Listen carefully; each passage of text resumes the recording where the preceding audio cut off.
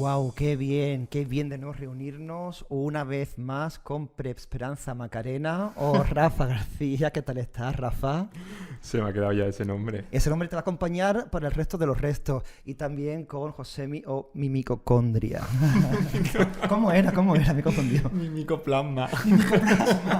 Bueno, fíjate, me puse creativo ahí, ¿no? Es como que tu nombre me ha dado para creatividad. Chicos, os tengo una sorpresa hoy. Hoy hemos cerrado la cancela de Adara Sevilla Checkpoint. No va a venir invitado sorpresa porque el invitado lo voy a traer yo. Os he preparado una cita a ciegas para los dos. Esto no me lo esperaba. Vamos a compartir. Vamos a compartir algo los tres Bueno. juntos. Sí, totalmente. Y es que el tema lo conocemos de sobra, uno de los temas ejes que normalmente se trata en Adara Sevilla Checkpoint, como son las ITS, el abordaje completo de las ITS. ¿Qué podemos decir sobre las ITS que no sepamos?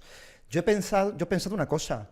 Tengo un amigo cercano que tiene una experiencia con ITS. Entonces, me gustaría dar... ¿Solo uno? Tengo más de uno. Tengo más de uno porque mi amigo es muy alegre. Mi amigo es de vida alegre. Entonces, este amigo tan alegre y tan divertido, pues tiene mucha experiencia con cosas de la vida porque es sexualmente activo. Y me gustaría empezar las charlas de los tres hoy con qué es eso de ser sexualmente activo. Nos quedamos con la definición de la OMS. Tenemos una definición cada cual. ¿Qué podemos decir nosotros, Rafa? Sí, la OMS, la Organización Mundial de la Salud, dice que ser sexualmente activo es como tener más de 3 parejas sexuales al año o cada 6 meses. No sé qué os parece eso, pero... Para las monjitas de mi barrio sería un escándalo, pero para otros amigos míos sería una vida triste. Claro, por el listón un poco bajo. Precisamente iba a decir que aquí cada uno pone la frecuencia, la cantidad propia, ¿no? Cada persona tiene unos niveles de actividad sexual que con que cada uno esté contento con el que tiene. ¿Que pensé que la gente está generalmente contenta con la cantidad y calidad de sexo que tiene? Yo diría que no, que hay bastante presión. De hecho, Sí, ¿verdad? bueno, las personas asexuales creo que están sometidas a muchísima presión por esto de tener una vida sexual activa y lo pasan mal. Uh-huh. Que por esto se le ha dado tanta visibilidad a la asexualidad. Y también cuando se utiliza el sexo para intentar satisfacer otras necesidades, ¿no? Afectivas, Creo que por hablamos ejemplo. en el Sí, primer creo podcast. que también es eso. Y además el no por ha perpetuado muchísimo eso. Las Ese relaciones que imaginario debemos tener. Sí. de práctica, así como que las ha idealizado creando unos estándares muy específicos, concretos, que parece que todo el mundo quiere tener una vida sexual como lo que se muestra en el no por, ¿no? Exactamente. Bueno, pues os quiero contar lo que a mi amigo le sucedió porque nos va a dar un ejemplo. A ver, Cuéntanos. Nos va a dar ocasión para ver cómo es el abordaje de algunas ITS. Bueno, el amigo este mío, de repente, un día, se notó que le picaban mucho algunas partes de su cuerpo. Un Vaya. picor que era más intenso por la noche. Un poquito más intenso por la noche en algunas zonas en concreto. Los testículos, por ejemplo, también los brazos, detrás de las rodillas, entre los deditos. Y a que no sabéis lo que le pasó.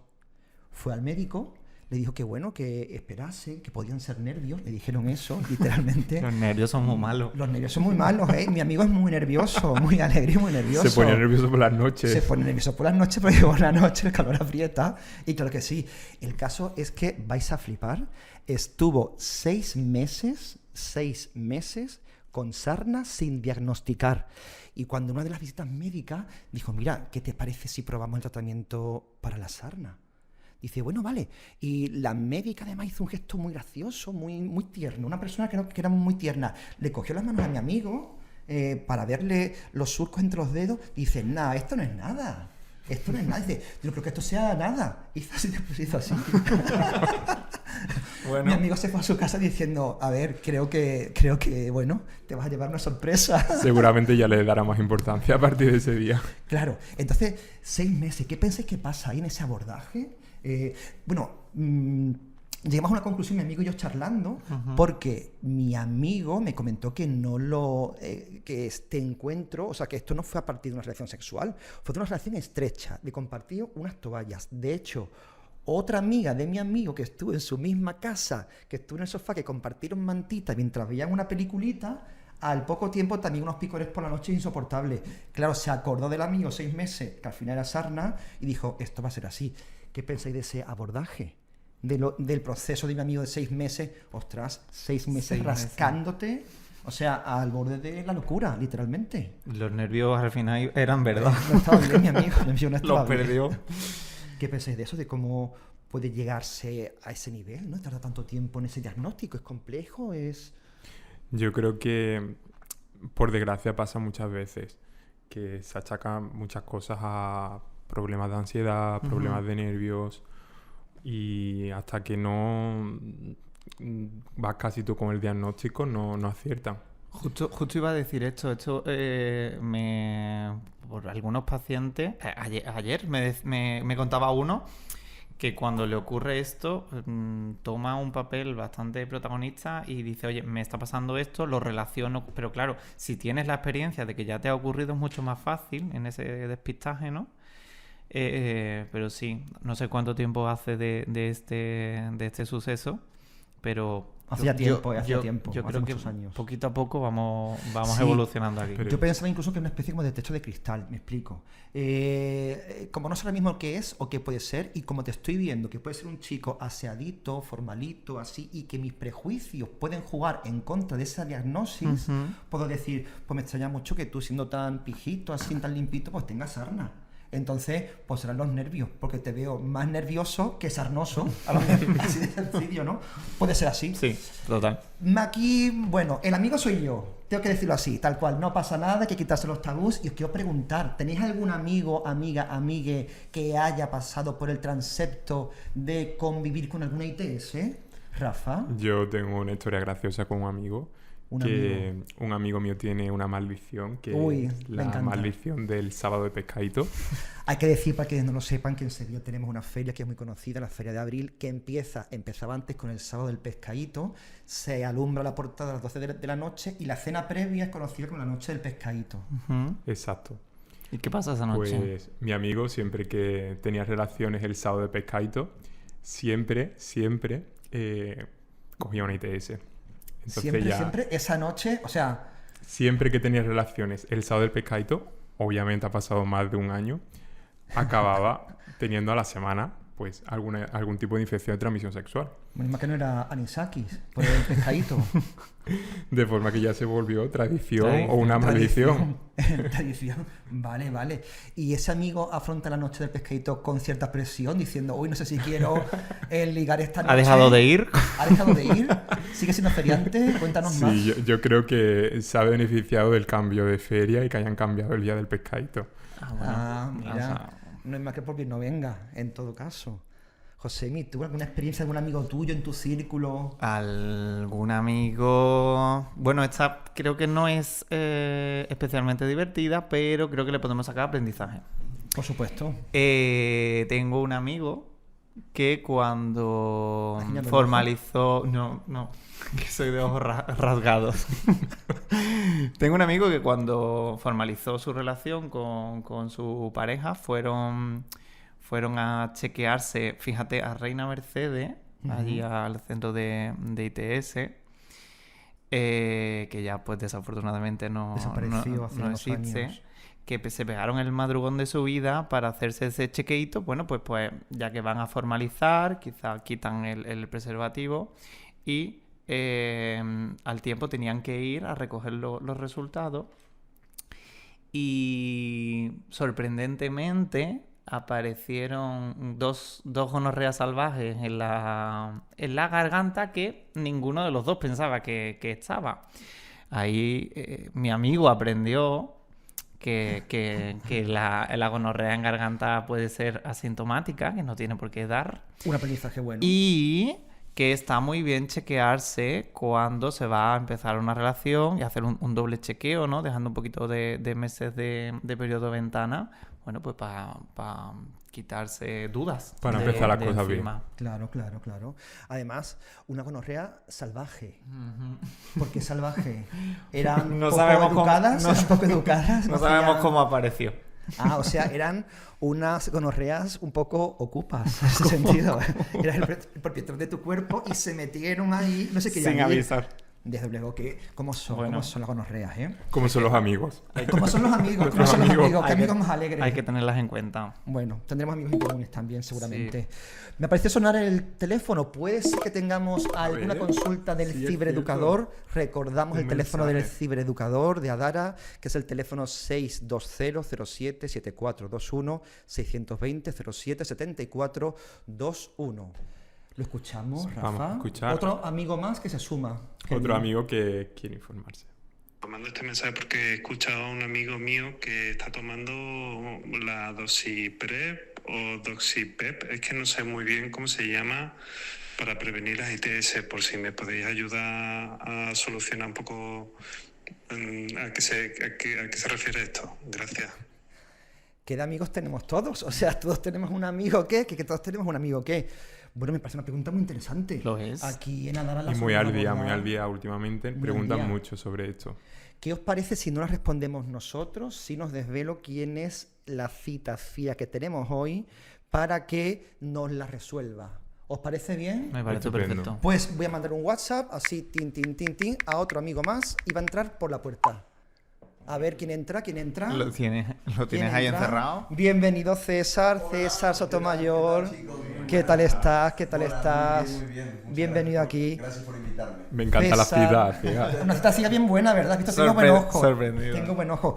César Sotomayor es médico especialista en enfermedades infecciosas con especial dedicación al diagnóstico y tratamiento de ITS y del VIH. Trabaja en el Hospital Universitario Virgen del Rocío y también atiende a pacientes en consulta privada online y presencial en la clínica de la doctora Sara López en Sevilla, capital.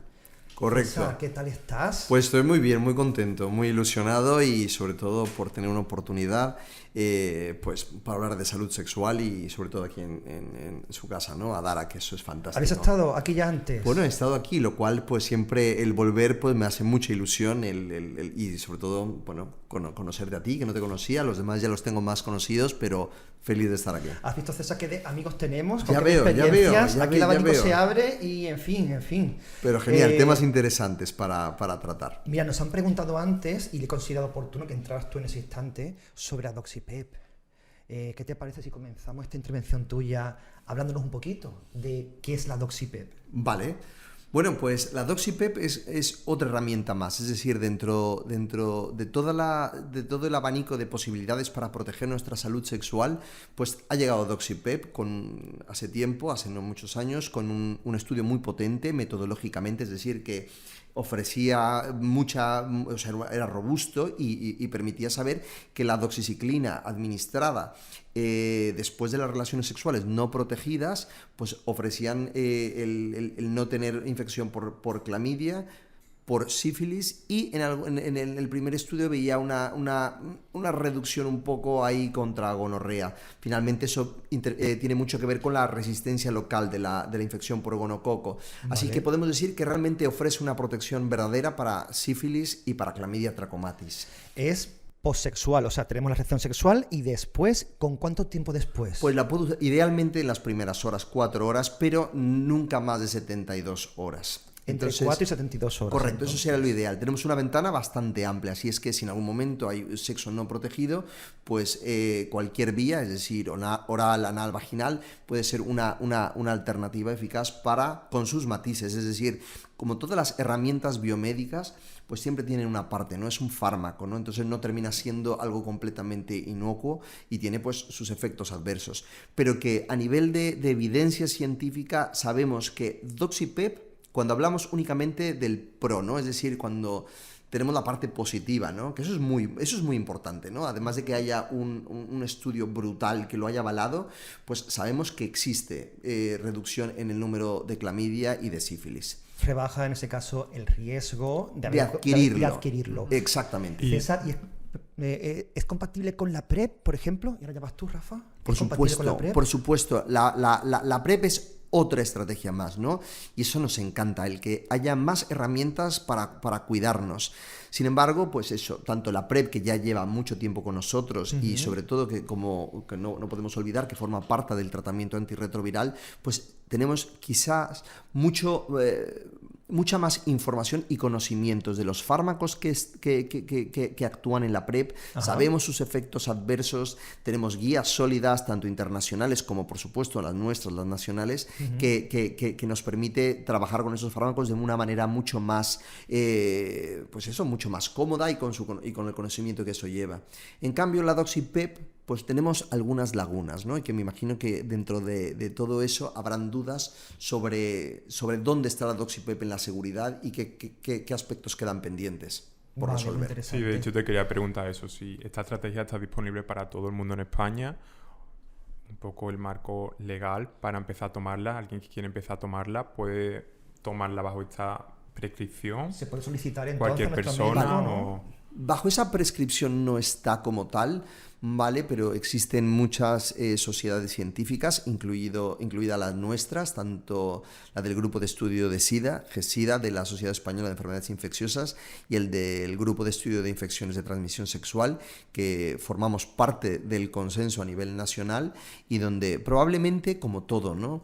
Esto te funciona a ti, bueno, a lo mejor eso me funciona a mí, pero esta parte no. Yo creo que lo más importante, y eso me pasa en consulta, pues la persona que llega es informarle de qué es la doxipep, qué efectos adversos tiene, qué se espera y qué lagunas existe. Yo creo que esa parte, y cuando hablamos de nuestra salud, y da igual la salud sexual, sino cualquier tipo de salud debe estar... creo yo que lo ideal es saber qué es lo que me va a pasar. Es decir, yo tomo doxipep, vale, muy bien. Sabes perfectamente que vas a reducir el riesgo de adquirir el gonococo y la clamidia. Eso casi con seguridad. ¿Qué otras cosas tenemos? Bueno, pues por ejemplo, sabemos que puede alterar tu microbiota. Eso es real. Es un tratamiento que modifica tu flora intestinal. Y cada vez sabemos más, por ejemplo, en el tema del VIH. El tema del VIH a nivel de la flora intestinal y a nivel del intestino es un sistema inmune brutal. ¿Cuánto impacto va a tener en un futuro la doxipep? Claro, hoy no lo sabemos. Que a lo mejor eso me pasa, ¿no? Y quizá... Y quizá puedo pensar que una persona que a lo mejor de manera puntual tiene un encuentro con otras personas, una tercera, lo abre, pues probablemente creo que funciona muy bien. Pero si a lo mejor el uso repetitivo, ¿no? de esta estrategia biomédica, probablemente no sabemos. Y luego tampoco tendremos tan claro cuánto es mucho. ¿2? ¿3? Claro. ¿6? Tenemos amigos que son muy sociales, otros que son menos sociales, claro, dependerá de eso. Y no sabemos en qué momento, cuál es el punto. Bueno, a partir de 8 doxipeps vas a tener tales problemas. Pero que sabemos que altera la microbiota, que sabemos que puede afectar también la resistencia, puede modificar los patrones de resistencia de bacterias que conviven con nosotros. No olvidemos, quizá para muchas personas pueden pensar que las bacterias no forman parte de nosotros, pero están aquí, en nuestra piel, en nuestras fosas nasales, en nuestra garganta, en nuestro canal anal, en la vagina. Es decir, estamos constantemente en contacto con ellas. Y si tú le das presión antibiótica, probablemente ese mecanismo y su forma de adaptarse cambie. ¿Y qué va a pasar? A lo mejor ahora mismo estamos muy jóvenes, ¿no? Y no quiero dar este mensaje pero en esta mesa creo que somos jóvenes, ¿no? Claro. Sí, ¿no? Sí. Podemos decirlo. Sí. Sí, ¿no? Sí. Y entonces, ¿qué va a pasar? Que a lo mejor ahora mismo estamos sanos y no tenemos ningún tipo de problema. Pero a lo mejor un día nos vamos a enfrentar a una infección de vías urinarias o una infección de piel y partes blandas. No sabemos si eso puede generar en un futuro que hayas generado un cambio en tu flora. O posibles comorbilidades, ¿no? Que se den en un futuro. Claro. Por ejemplo, una bacteria que se llama Staphylococcus aureus, que vive en nuestra piel. De hecho, no es algo raro, forma parte de nuestra piel. Y de hecho, hay conocimiento que el piel con piel, contacto piel con piel, por ejemplo, yendo a saunas, los luchadores de sumo y todo eso, pueden haber intercambio. ¿Generará algún problema futuro? Que a lo mejor yo se lo pueda transmitir a un familiar, a mi pareja. Claro. Todo ese tipo de lagunas. Y por supuesto, tampoco creo que tenemos que asustar. Eso nunca debemos hacerlo. pero creo que tenemos que informar correctamente. Informar, mostrar todo ese abanico de circunstancias, pero no desde el miedo, sino desde la responsabilidad. Exacto, ¿no? es una responsabilidad compartida. Yo como médico te informo de lo que hay. Y luego tú también como paciente, como usuario, oye, decides, pues sí, esto es para mí y lo quiero. Pero creo que creo que tenemos el derecho, yo me pongo a pensar en cualquier otro tipo de posible enfermedad o cualquier otra situación en donde un profesional de salud me debe explicar. Claro. A mí me gustaría saber todo. Si me van a dar un tratamiento con quimio, oye, a mí me gustaría saber qué me puede pasar. Claro que sí. Tanto para lo bueno como para lo malo. Totalmente. José, Yo, a medida que ibas hablando, me venía a la cabeza algún usuario que tiene pues cierta predisposición a lo mejor a coger clamidia. Este tipo de personas, estos perfiles, son muy buenas opciones para utilizar la doxipep. Sería porque a la larga, quizá, porque estamos hablando de menos dosis, pero si hay un alto porcentaje, porque existen personas que tienen como cierta predisposición, ¿no? Sí. ¿Serían candidatos buenos para esta herramienta? Bueno, yo creo que se tiene que individualizar. Es verdad que al igual que no podemos decir cuánto es un riesgo, cuánto es, o sea, es decir, no es medible. Porque es verdad que ponen como recomendación más de 2 infecciones de transmisión sexual bacterianas. Pero aún así, además de las 2, por ejemplo, un número 2, como un número random, pues también a lo mejor tú tienes que decirle a esta persona que ha tenido 4 clamidias en el año, bueno, pues esta herramienta puede ser útil para ti, pero que sepas que tiene esta otra parte. Claro. ¿Vale? Yo creo que sí. Yo creo que aquí lo más importante es formar a todos los médicos, a las médicas y todos los que atendemos la salud sexual, saber que es una herramienta que existe, pero que no es solo dispensar, porque si no, perdemos. Claro. Y creo que perdemos también como colectivo. Educar, sí. Asesorar y acompañar en la toma de decisiones. Totalmente. ¿No? Te quería preguntar, César, en consulta verás muchísimos casos, evidentemente todos los días. ¿Cuál es la pregunta más frecuente o más sorprendente que tú dices, wow, otra vez la pregunta esta, o algo que te haya sorprendido especialmente en consulta?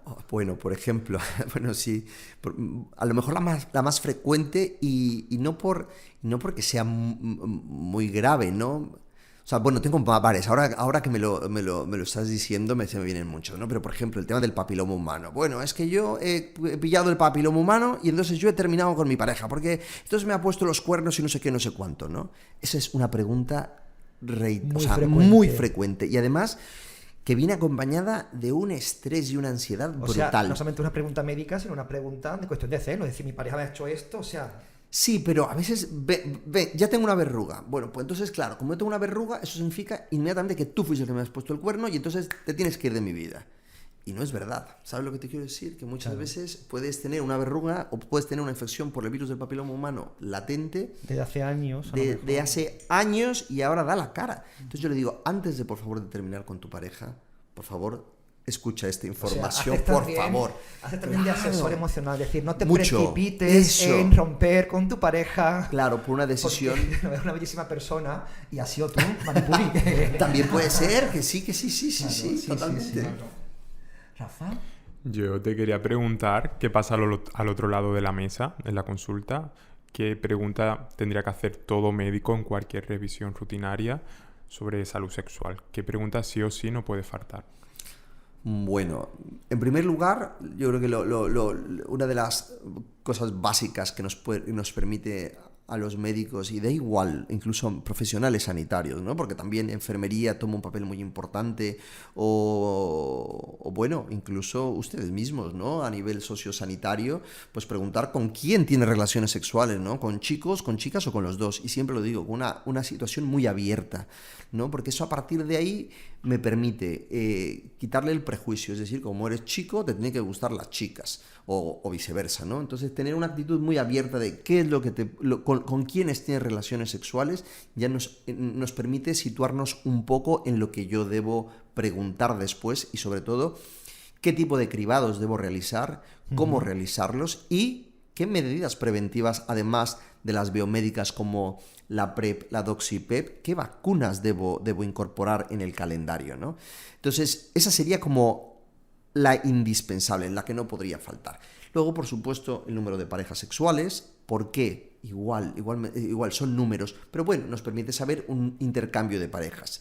Y pueden ser 2, pueden ser 3, pero cuando haya sexo no protegido con una o varias parejas, en ese momento se nos tiene que saltar la alarma de que, oye, yo he podido adquirir una ITS o el VIH incluso. Es decir, que no tiene que ver con el número, tiene que ver, y eso también nos los tenemos que quitar de la mente, esto no tiene que ver con el número, tiene que ver cómo realizamos nuestras prácticas sexuales, protegidas, no protegidas. Y cuando digo protegidas tiene que ver con la parte biomédica, como he dicho, de la PEP, la doxipep, todo eso, o el preservativo. Claro, todos los medios que están a nuestra disposición, Exacto. o si es alguien que está indetectable, estamos teniendo una relación Exacto. protegida frente al VIH. Entonces, Exactamente. eso es interesante también decirlo.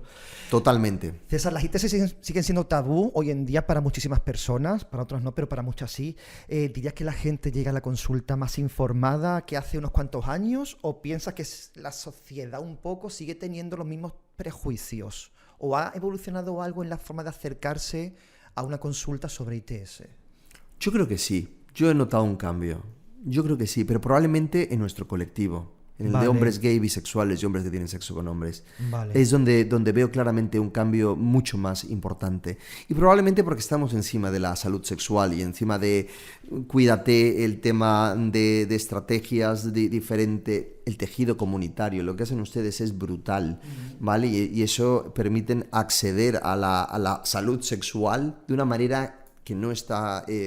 por así decirlo, no hay prejuicio, entonces eso ayuda a que las personas puedan acercarse, ¿no?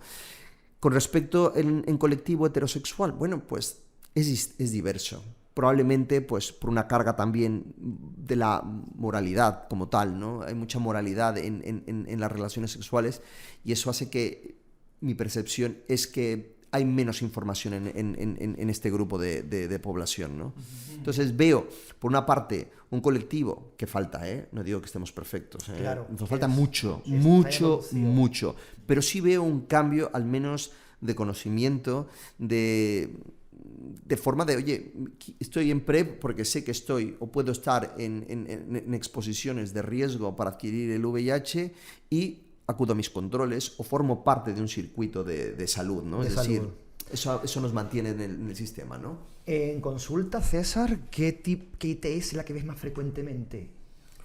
Es que veo de todas, pero no porque sea la más frecuente. Es Vale. que imagínate, me dedico 5 días a la semana a ver la salud sexual en general. Entonces, a veces puedo ver a una persona que vive con VIH, que viene un control completamente nada, y luego de pronto tengo que cambiar el chip, porque a lo mejor es una persona que tiene factores de riesgo cardiovascular y en lo que me tengo que enfocar es en ver de qué manera le bajo el colesterol, los triglicéridos y que por favor beba menos o lleve una vida distinta. Y por otro lado, pues tengo a una persona sexualmente activa con un número de parejas sexuales y puedo ver diferentes gonorrea, sífilis. O sea, que no es tanto una ITS que se dé, sino el perfil de la persona y cambiar el chip con cada paciente, ¿no? No necesariamente, Alfonso. Me refiero, veo de todas. O sea, de todas. ¿Por qué? Porque ¿Y alguna que no hayas visto de hace ya tiempo, entonces? Ay, no puedes, a ver, no sé, ponme a prueba. ¿Has visto alguna sarna recientemente? Claro, muchísima, Wow. Hay muchísima sarna, muchísima. No tienes una idea. ¿Y has tocado la mano de la persona? Bueno, por lo general intento, cuando me dice me pica, ya voy un poco, algo puede haber, ya voy, eso también cambia, también. Mi visión está sesgada. ¿Por qué? Porque solo quiero que lo vean. Yo estoy en la punta del iceberg. Claro. Entonces, a mí lo que me va a entrar en la consulta no es a lo mejor como un médico de familia, que me va a entrar a lo mejor, yo qué sé, una diabética. Claro, sí. Yo ya voy con un perfil tanto de personas que viven con VIH, que están en una situación estable, indetectable, muy bien, pero luego sé que alguien más en mi consulta me viene por una ITS. Claro. Precisamente, justamente antes, Rafael y yo estamos hablando sobre la situación del Mpox en Sevilla. ¿Cuál es tu percepción como profesional del Mpox actualmente en Sevilla, en Andalucía o en nuestro entorno? Bueno, está aumentando claramente desde... Probablemente no voy a ser tan preciso con la fecha, pero de unos meses para acá hemos estado teniendo un continuo de pacientes que no paran. Es verdad que no son como el brote que tuvimos en el 2022, que fue brutal, que se atendían a lo mejor, yo qué sé, mínimo nos cayó uno al día. Ahora vemos como sí, pero se mantiene una vez a la semana, o luego nos llama de distrito sanitario, ¿no? Como es una enfermedad de declaración obligatoria, pues al momento de saltar la PCR positiva, pues inmediatamente, oye, ha habido un caso, intentar contactar con esta persona y bueno, yo creo que está no ha parado, es decir, no tenemos que tener un grado de preocupación de que estemos perdiendo el control, pero no hemos logrado mantener el control. ¿Y la gente se quiere vacunar? Sí, por lo general, la gente una vez que le ofrece la vacuna, Se siguen mi vacunando. experiencia es que no se niegan a vacunarse. De hecho, al contrario, la gente quiere vacunarse. Con respecto a ahora que estás diciendo lo de las vacunas, me surge una duda, a ver si me la puedes aclarar. Para los pacientes de VIH, para las personas que tienen VIH, ¿esa vacuna ha sido obligatoria? ¿Se ha facilitado porque puede tener unas consecuencias más graves? ¿Cuál era la situación en ese caso? Interesante. Bueno, la vacuna está indicada en todas las personas que puedan estar en riesgo tanto ocupacional, es decir, por ejemplo, profesionales que se encuentren, por ejemplo, aquí mismo, ¿no? Si tú en algún momento tienes contacto con una persona, pues sí, por supuesto, tienes la opción de vacunarte, como llamamos, post-exposición, ¿vale? Con una única dosis. Aquellas personas que mantengan un riesgo de adquirir otras ITS, porque recordemos que el mpox, aunque no es una infección de transmisión sexual como tal, sí es una infección que puede transmitirse sexualmente, que es un juego de palabras, pero es la realidad. Yeah. Entonces, si una persona puede, y sobre todo como tuvimos la experiencia de conocer cómo ocurría la transmisión a través de redes sexuales. Por lo tanto, podemos saber que las personas que pillaban más ITS o tenían exposición o visitaban pues saunas o situaciones que pudiera haber contacto piel con piel o mayor número de parejas sexuales, pues estaban en riesgo. Y en ese caso estaba indicada. Y en personas con VIH la indicación es de vacunarse, independientemente de los niveles de CD4. Vale. Vale, interesante. Por ejemplo, César, estamos hablando del mpox. Imaginemos que tenemos un amigo que puede sospechar que tiene mpox. ¿Qué sintomatología se va a encontrar y qué debe hacer? ¿Debe ir a su centro de salud primaria? ¿Debe acudir a urgencias? ¿Debe de ir a un centro comunitario como pueda ser este? ¿Qué debería hacer y qué sintomatología va a presentar? Vale. Bueno, la pregunta es larga y cada paciente se presenta de una manera distinta. ¿Qué estamos viendo ahora? Y esto también como experiencia. Yo estoy viendo casos mucho más leves de lo que yo vi en el 2022. En el 2022 vi casos terribles. Bueno, terribles, me refiero. Tuvimos ingresado pacientes que los desenlaces o no eran los mejores o al menos tuvieron ingresos más prolongados y no es lo habitual, por lo general, el tener ingresos hospitalarios por mpox. Pero eran lesiones o eran una distribución mucho más extensa, mayor afectación, y ahora veo como probablemente porque el virus se va adaptando, y eso es muy importante. Los virus sobreviven. De hecho, los virus que se van a quedar con nosotros son los que tienen la capacidad de irse adaptando al ser humano. Eso lo podemos recordar como el COVID. Claro, muy tan fácilmente, ¿no? Claro, y se van volviendo, pues mira, claro, porque si yo soy un virus muy grave y tú te mueres, pues me voy contigo como virus. Claro.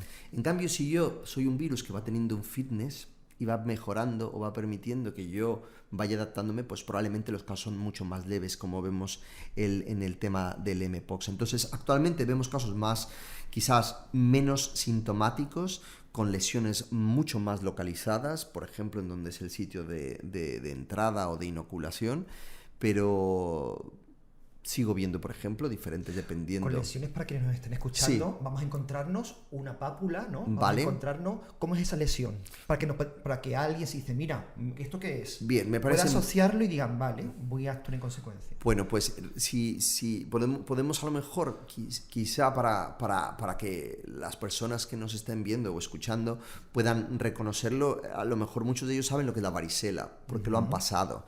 Pues forma parte, ¿no? Es un virus muy parecido a ello, lo cual las lesiones son parecidas. Vale. Y tienen un aspecto característico, que es que están en diferentes formas o estadiajes. Es decir, yo tengo lo que tú has dicho, una pápula. ¿Qué es una pápula? Pues simplemente una mancha roja, que a veces esa mancha puede elevarse y se convierte en una pápula. A veces esa pápula puede ulcerarse, es decir, como yo se lo explico a los pacientes, cuando tienes una úlcera, como una llaga, o como si cogiese una cuchara muy pequeñita y rebanaras un poquito. Exactamente, como un helado, ¿no? Algo que quita la parte superficial.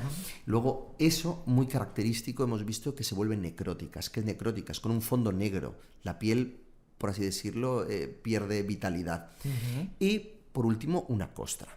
Entonces, tú te puedes encontrar... Un proceso, o sea, Exacto. en cualquier parte del proceso. Exactamente, en cualquier parte del proceso. Bueno, a veces he tenido pacientes que pueden tener una mácula en un sitio, a lo mejor una pápula en el, ¿sabes?, en el nepe y otra, y ya está. Eso es lo único que tiene, ¿vale? Y algo muy importante que diferencia de muchísimas enfermedades de las que llamamos exantemáticas. Exantemáticas significa de las que producen ronchas. Esas son muy típicas en la infancia, el sarampión, la rubiola.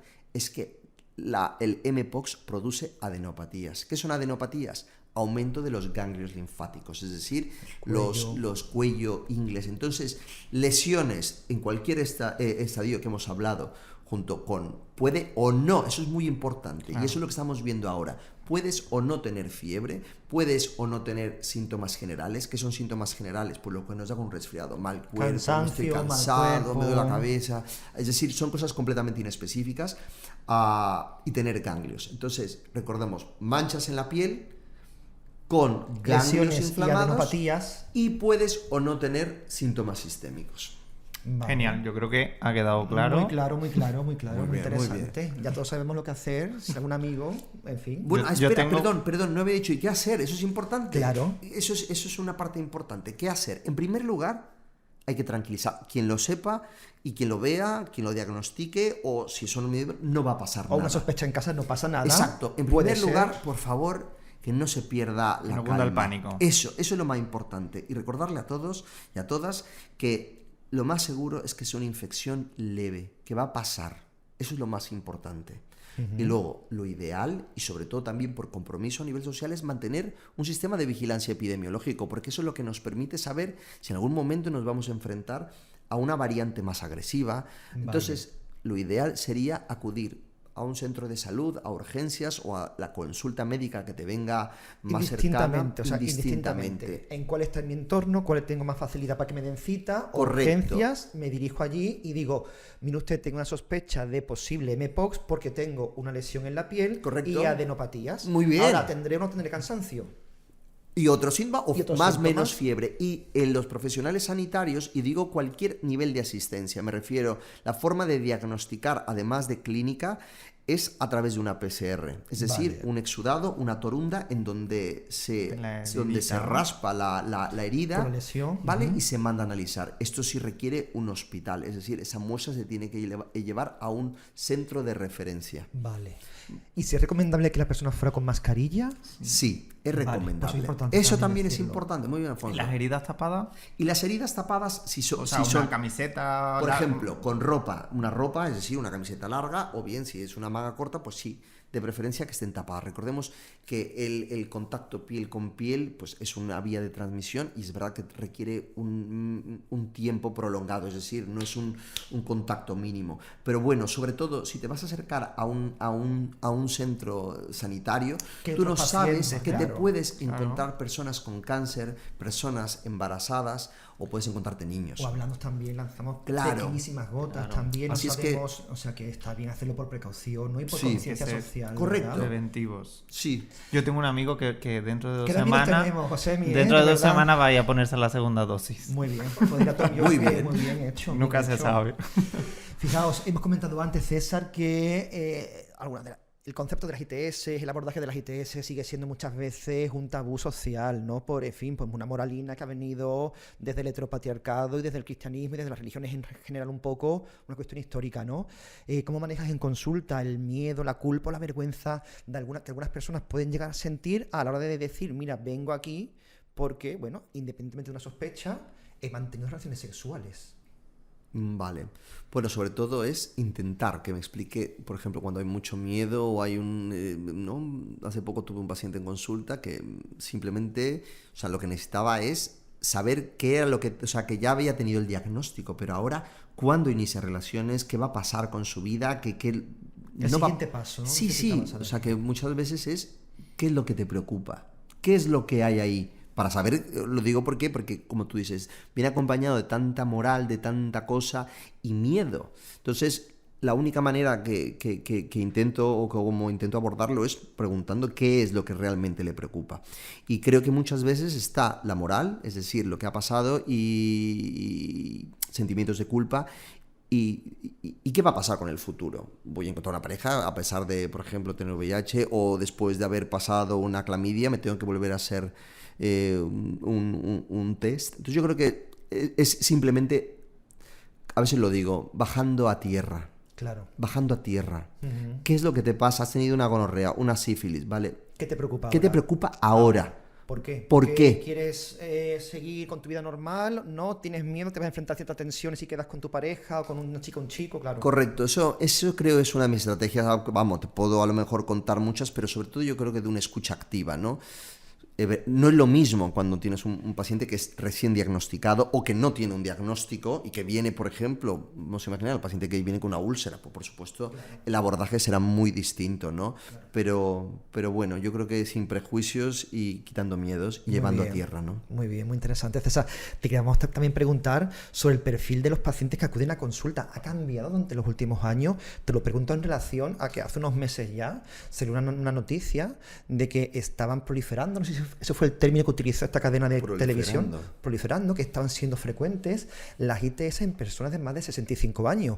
Y estaban abordando la noticia desde cierta risa, como jaja, los abuelos también ahora. Y digo, bueno, ¿qué motivos de risa? Como si el sexo fuera solamente algo de un determinado grupo social de edad, ¿no? Entonces te queremos preguntar por eso. ¿Está cambiando el perfil de las personas que acuden a consulta?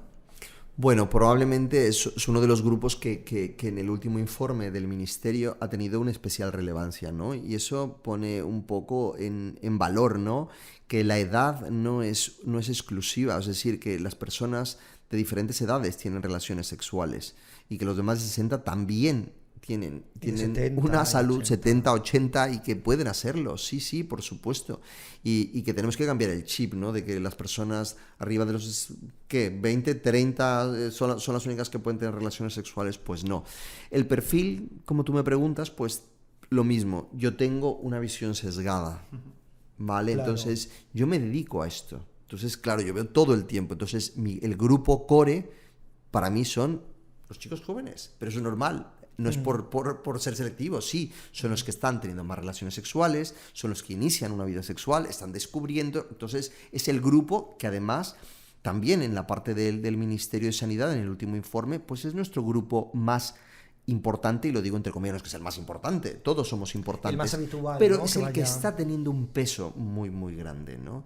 Y luego, pues otra, es llamativo, pues sí, son los hombres, los hombres por arriba de los 60 años. Y probablemente también, pues porque vivirán también con mucho estigma, mucha moralidad, y probablemente hayan llegado tarde, ¿no? Y ahora, pues con todas estas herramientas en PrEP, pues también se están diagnosticando, ¿no? Claro, claro. Independientemente de la edad, quizá también es relevante que hablemos de los usuarios de KEMSE, ¿no? Con César trabajamos también, tenemos una coordinación, y es cierto que el perfil de usuarios de KEMSE ha estado llegando en los últimos años. Aquí en Adara, pues desde 2018 empezó a llegar este perfil, que es importante. Antes hablábamos de la frecuencia de la actividad sexual y el número de parejas sexuales. No nos queda otra que hablar también de los usuarios de KEMSE. ¿Qué nos puedes contar de esto? ¿Cómo sé que la pregunta es muy amplia. ¿A qué retos crees que os habéis enfrentado desde la unidad con los usuarios de KEMSE? Bueno, en primer lugar, partimos de un sistema, y me refiero a un sistema que no tiene el conocimiento, ¿vale? Entonces, en primer lugar, lo que no conoce uno no lo puede abordar. Es lo mismo, si tú no sabes un diagnóstico, me refiero porque no sabes de qué va, es que no lo vas a diagnosticar, pues lo mismo. Entonces nos enfrentamos a un sistema en donde este tema era como el uso sexualizado de drogas. Bueno, sí, todo el tiempo. Todo el mundo ha consumido en algún momento, ¿no? Eso se tiene como muy normalizado.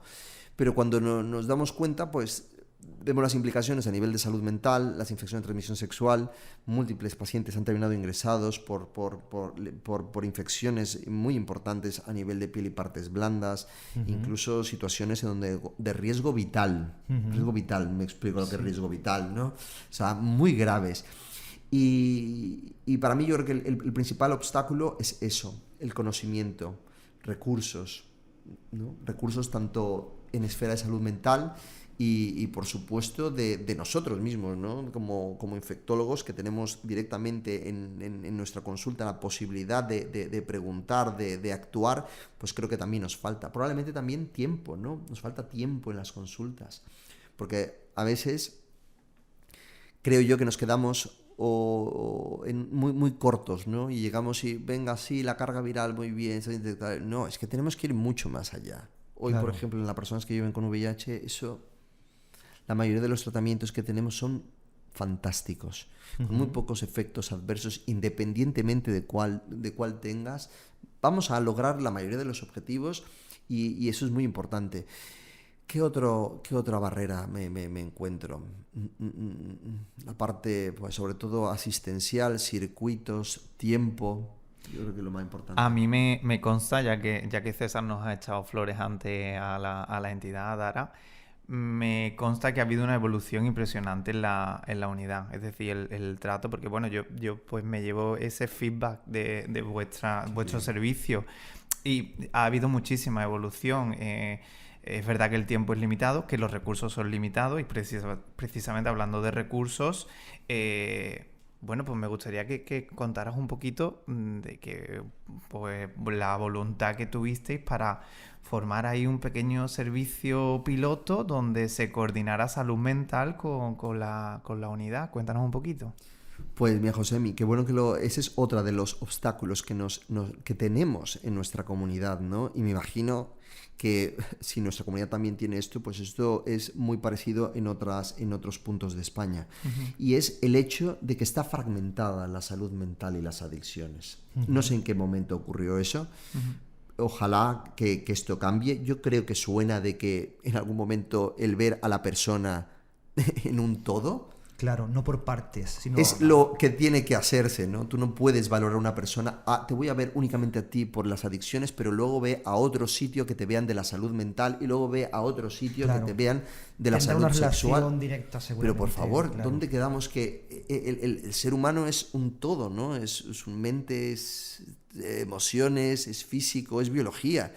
Entonces, un poco surgió de que, claro, probablemente si no abordamos el tema de la salud mental y las adicciones en una consulta en donde potencialmente creo que podíamos ayudar, pues no lo íbamos a poder hacer de otra manera. Entonces creamos una estructura piloto en donde pues salud mental, en especial con el doctor Gotor, que también fue una persona que creyó en y bueno, por supuesto, de los responsables de salud mental, diciendo, bueno, pues mira, nosotros no tenemos recursos, pero bueno, que vaya el doctor Gotor una vez ahí a ver qué pasa.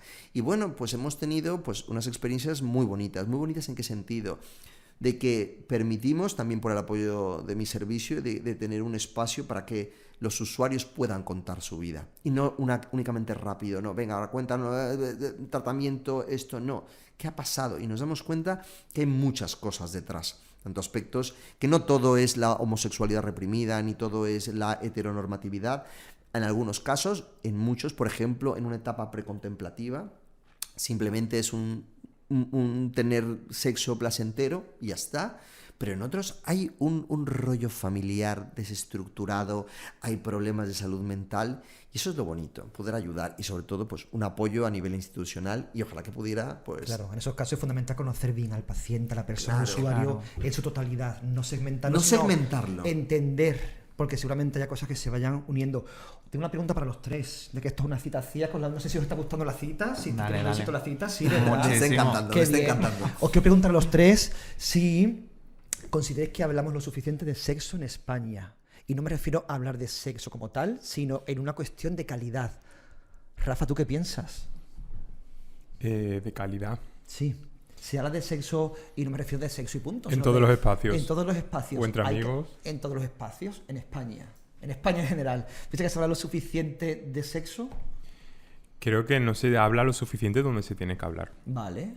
Creo que todavía falta que llegue conversaciones sobre sexo en aulas. ¿Aulas de qué edades? Yo creo que depende cómo se trate el tema, incluso desde edades pequeñitas se puede ir metiendo. Me parece muy interesante. Claro. Muy interesante. José, ¿y se habla lo suficiente de sexo en España? Yo digo lo mismo que Rafa, y al contexto escolar también voy a incluir el contexto familiar, porque hay muchísimo tabú para hablar de sexo a nivel familiar. A mí me encanta cuando la gente me cuenta que tiene una buena relación con los padres y habla. No es necesario meterse en detalles, pero para mí es un buen indicativo de que en el momento en el que hay algún problema va a poder contar con la familia, y eso Claro. es un apoyo importante. Es un apoyo, es un recurso, ¿no?, que puede tener ahí, ¿no? Sí. César, ¿se habla lo suficiente de sexo en España, según tu percepción? Mira, yo creo que se habla mucho. Mucho, pero mucho. Y por ejemplo, a lo mejor, y por supuesto, esto no yo formo parte del colectivo y lo digo tal cual, creo que hablamos demasiado de sexo, ¿vale? Y creo que eso también influye. Hay una presión por tener sexo. Siempre, todo el tiempo. Y mientras más mejor. Y mientras más dures, todavía mejor. ¿Sabes? Entonces creo que esa parte que tú comentabas de la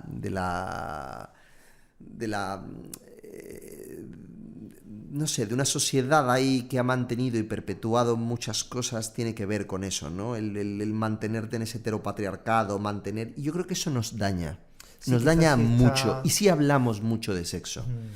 Probablemente no en todas las poblaciones, y claro, me refiero, cuando hablamos de sexo, lo pongo así, creo que hablamos mucho de sexo y creo que forma parte, y más en nuestro colectivo, de un tema muy importante. Creo que tan importante que mueve ejes. De hecho, nuestra cultura y nuestro ocio está tan sexualizado que creo que forma parte de nuestro problema en cómo manejamos y cómo vivimos nuestra sexualidad, que la hemos aprendido, pero que llega un momento en que yo me pongo a pensar, bueno, ¿cuándo vamos a reaprender? Claro. También estamos en una sociedad, creo yo, bastante, vamos, no puedo decir 100% tolerante, porque todavía tenemos mucha lucha, pero bueno, no estamos mal. Y en algún momento también tenemos que hacer una crítica de a dónde vamos y qué queremos. Ya, te entiendo. Me parece muy interesante. Yo sí que pienso que se habla mucho del sexo, pero de un sexo que no aporta. Me explico. Vale, no estoy de estamos acuerdo. hablando de práctica, no estamos hablando de afectividad. Bien. No estamos hablando de mis necesidades, tus necesidades. Exacto. No estamos hablando de eso. Estamos hablando, y no hablo de mí, hablo de un amigo siempre, que se ha puesto de moda, bueno, de moda no, que haya mucho tiempo, no es una moda, pero que la gente alardea de esta persona y esta otra, y como una presión por tener un tipo de cuerpo. Se va dinamizando toda tu vida, la alimentación la cambias también, tienes que pensar cuántos carbohidratos, cuántas cosas, te tratar el gimnasio para estar deseable. Porque Exactamente. yo la gente del gimnasio no creo que lo hagan por estar sanos, creo que lo hacen por estar deseables. Es que precisamente esto que estáis diciendo es la consecuencia de lo que decíamos Rafa y yo. Si no nos han dado un espacio de hablar de sexo, de sexualidad, de una manera de calidad, de una manera donde nos educan a tener una buena relación con el sexo, estas son las consecuencias. Claro, digamos que esa pulsión sale por otro sitio, Claro. por otra vía de escape. Muy interesante. Bueno, para concluir un poquito ya, César, cuéntanos algo importante sobre el sexo o sobre la sexualidad que consideres que todo el mundo deba saber. Como una especie de kit de información, una pequeña píldora informativa de que tú digas, mira, esto es fundamental que lo sepa todo el mundo. Bueno, en primer lugar, saber que si tú has tenido sexo no protegido, tú puedes estar en riesgo de haber adquirido una ITS y el VIH. El sexo oral también es sexo, eso es súper importante, ¿eh? Claro. Que la gente piensa que ha habido sexo oral, vale, eso no vale, no, eso vale también. Y de hecho hay infecciones que su transmisión por vía oral son muy efectivas. Por ejemplo, La gonorrea salvaje. La- Un amigo esa. nuestro, esa gonorrea se metió de ocupa en un piso en un segundo sin ascensor y se quedó allí un la tiempo. gonorrea salvaje, por ejemplo, eso es un claro ejemplo, ¿no? Entonces muchas veces, bueno, no, yo no he tenido penetración, pero sexual he tenido 5, bueno, puede estar en riesgo. Es verdad que para la adquisición del VIH es menos, pero existe. Entonces, sexo no protegido, eso significa riesgo para adquirir alguna ITS VIH. No pasa nada. Crívate, hazte pruebas. ¿Cuántas? En función de tu actividad sexual. ¿Cada cuánto tiempo? Imaginemos que tenemos un amigo que todos los meses tiene una media de 4 o 5 relaciones sexuales con penetración oral, anal Vale. y demás cosas. Bueno, además, eso me sirve de ejemplo de tu amigo para dar el siguiente tip. Si tú tienes ese tipo de prácticas no protegidas, tú debes estar en un programa PrEP si no tienes una infección por el VIH. ¿Vale? Eso sería el segundo punto más importante. El tercer punto, cribados. Los cribados, por lo general, las recomendaciones son variables y esto también en función de un sistema público. Entonces, y eso también, pues, en parte también hago un poco de conciencia. Es decir, sí, recomendaciones cada 3 meses. Bueno, 3 meses. eso sería, es Razonable, ¿no? ideal, me parece bien. Ahora muchas veces en función también de los recursos. Y entiendo que, bueno, oye, si son recursos para todos, pues yo debería tener cada 3 meses. Bueno, depende. Pero 3 meses puede ser un número bueno, 6, mínimo un año. O sea, yo creo que mínimo al año tienes que pasar por una ITV si has cambiado de parejas sexuales o tienes sexo no O protegido. sea, que no pase más de un año nunca, en ningún Nunca, caso, en si ningún tienes caso. relaciones sexuales con otras personas. Correcto, ese es como un dogma, Ese es un tip. ¿vale? Cada 3 meses si tienes, y yo creo que ahí lo vas a individualizar. ¿Con quién? Pues sobre todo con tu profesional sanitario, que te puede un poco adaptar. Oye, ¿qué ha pasado? Y a lo mejor muchas veces que también puede existir miedo y a lo mejor no ha habido una práctica como tal de riesgo y a lo mejor, oye, mira, puede aguantar, puedes ir a los 6 meses. Luego, vigilarte, mirarte si aparecen síntomas y acudir a tu médico o a tu médica para poner un tratamiento. Y eso es un beneficio tanto individual, colectivo. Y no sé si... Y bueno, y otra cosa importante, vacunarte. Habla con tu profesional sanitario para ver qué vacunas, de acuerdo a tu calendario vacunal, te corresponden por tu edad y por tus características. Hablamos de la vacuna del VPH, ¿no? Entre otras tantas. Virus de la hepatitis A, virus de la hepatitis B, el papiloma, meningococo, virus herpes. Esto dependiendo, no todo el mundo lo tiene indicado, pero por ejemplo en personas que viven con VIH pues tendrán que tener un calendario específico de vacunas. Vale. A lo mejor los usuarios de PrEP no tienen que cumplir todas, sí tener su calendario vigente y tener algunas otras, ¿no? Como hepatitis A, hepatitis B, papiloma, si está dentro de los años correspondientes, pues te lo incluye la seguridad Con lo social. cual, ir al médico, informarse Correcto. y hablar con el médico y decir qué vacuna me corresponde según mi calendario. Tengo tantos años, Correcto. este perfil y quiero mi vacuna. Exacto, Quiero mi exactamente. vacuna. Comunicación asertiva, hablamos, ¿no? De conocimiento y de Claro, así es, exactamente. así es. Yo añadiría un último tip Adelante. que yo creo que puedes explicarlo, César, que sería la profilaxis posexposición, que hay mucha gente que la desconoce. Muy importante. Y bueno, pues está indicada en varios casos porque quizás la población heterosexual, las mujeres heterosexuales, es una población que la desconoce un poquito más y es importante en casos de violación, sumisión química, ¿no? Fundamental. Pues, por ejemplo, José me ha tocado algo muy importante, se me había olvidado, y claro, la profilaxis post-exposición es una herramienta brutal y que quede eso también tatuado en fuego. Si tú has tenido una exposición sexual no protegida, puedes acudir a los servicios de urgencias y esto funciona prácticamente en todas partes de España. Hay protocolos nacionales y locales en donde si tú has tenido una exposición de riesgo, es decir, de riesgo no protegida, ¿vale? Pues, y no conoces el seroestatus. ¿Qué es el seroestatus? Pues si la persona tiene VIH o no tiene VIH, ¿vale? O está en PrEP, pues indetectable, pues hay veces que esa información no la tenemos. Entonces, ante dudas o al no tener una serología de VIH, la persona puede acudir a los servicios de urgencias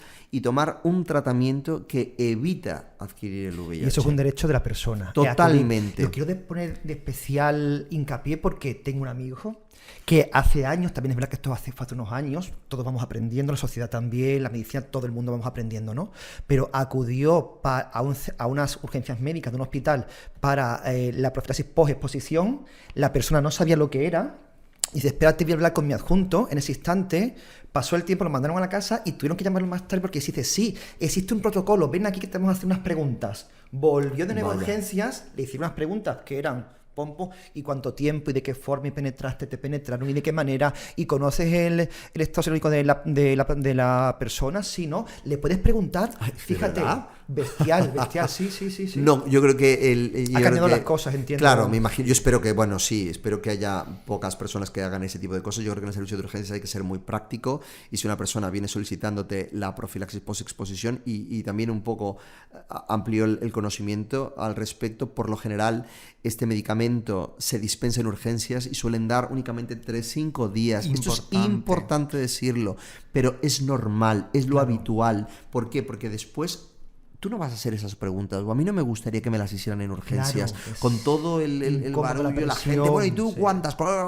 Oye, tú has tenido una exposición no protegida, te llevas el kit, lo tomas, no va a pasar nada por tomar 3 días, y luego acudirás a un servicio, por lo general lo llevan de enfermedades infecciosas en España, en donde expertos como nosotros valoramos si tienes indicación de mantener el tratamiento o de dejarlo. Y una parte muy importante, qué bueno que lo has tocado, son 28 días de tratamiento. A ti te dan 3-5 días para que tú llegues a un servicio de urgencias. Y como digo, es un protocolo bastante conocido y en la mayoría de los hospitales funcionan. Se dan 3-5 días y luego el paciente o el usuario acude a consultas para valorar si se mantiene o se quita. Qué bien, César. Pues darte las gracias, muchísimas gracias por tu visita aquí hoy, por esta cita a 4. Me encanta. Muchas gracias. A Rafa, a Josemi. Nos vemos en breve con nuevos invitados y con nuevas experiencias. Genial. Nos despedimos. Adiós. Hasta luego, muchísimas gracias. Hasta luego.